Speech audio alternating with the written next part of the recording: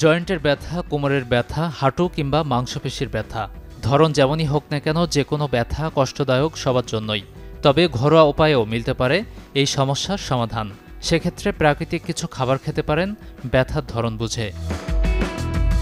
এই যেমন বাতের ব্যথার সমাধান হতে পারে স্যামন মাছ। সামুদ্রিক এই মাছে আছে মেগা-3 ফ্যাটি অ্যাসিড, যা ব্যথা কমাতে সাহায্য করে।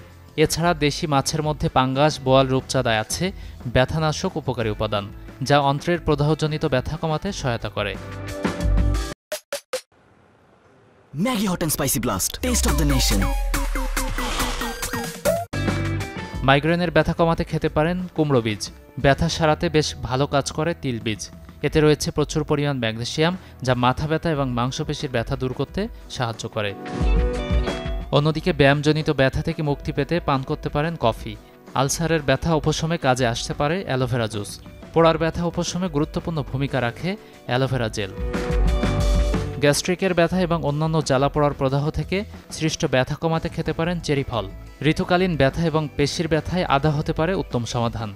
দীর্ঘমেয়াদী ব্যথা কমাতে খাওয়া যাবে দুধ এবং হলুদ গুঁড়ার মিশ্রণ। পিঠ ব্যথায় লাল আঙুর আর মাথা ব্যথায় খেতে পারেন পুদিনা পাতা। পায়ের কবজি এবং গোড়ালির ব্যথায় পুদিনা পাতা তেল মালিশ করলেও মিলবে সমাধান।